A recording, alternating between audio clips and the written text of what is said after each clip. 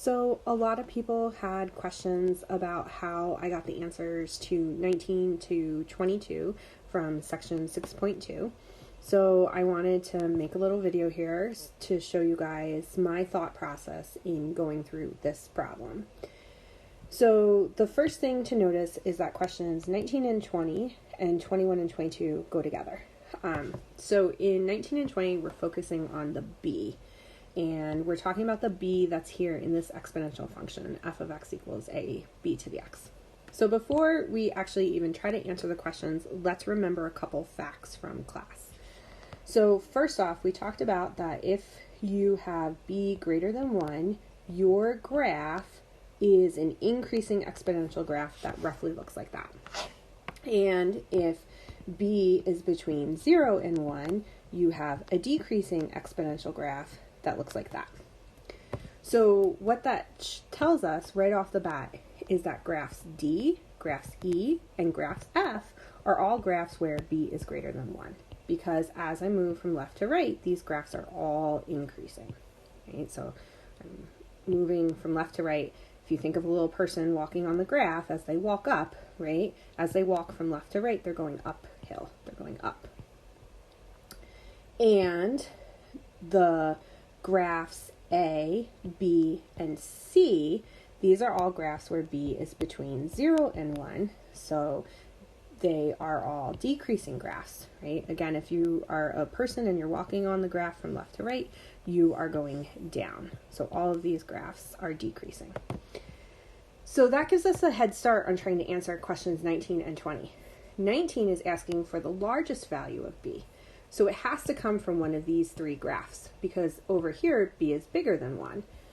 So then we need to think about what happens when b is bigger than 1 as b gets bigger. So remember we talked in class that as b gets bigger, the graphs begin to rise and increase at faster rates. Remember in class we compared 2 to the x with 10 to the x and how much faster 10 to the x rose up, increased.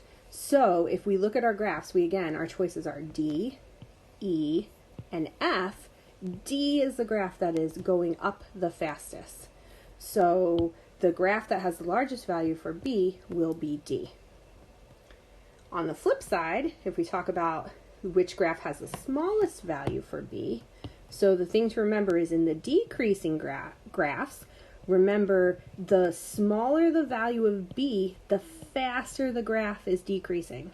So remember in class we looked at 1/3 to the x versus 1/4 to the x, and we saw how 1/4 was a smaller number and it was decreasing a lot faster. Remember we talked about how that has to do with the denominator getting bigger quicker. So if I look at A, B, and C, the graph that is decreasing the fastest, I would say is C. It's real close between C and B, right? Both C and B are decreasing a lot faster than A. But if I look at it, I think that C is probably decreasing at a little bit faster rate than B. It's a little bit of a steeper graph on that descent than B. So C is going to have that smallest b value.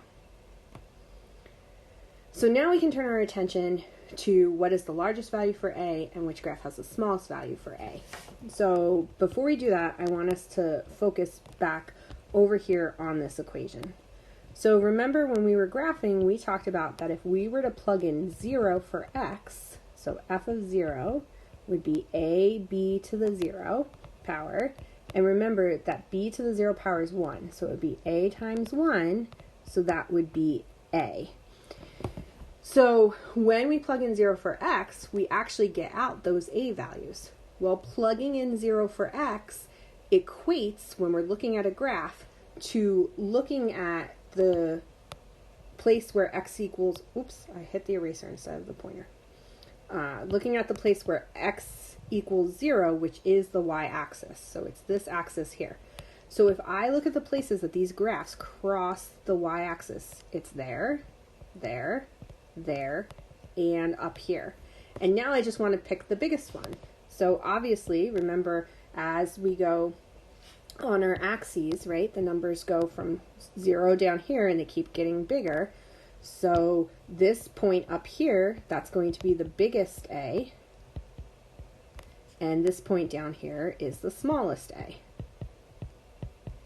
which means that the biggest A occurs on graph C and the smallest A appears on graph F. So the graph that has the smallest value of A is F. So that's the thought process I use to come up with those answers on that problem.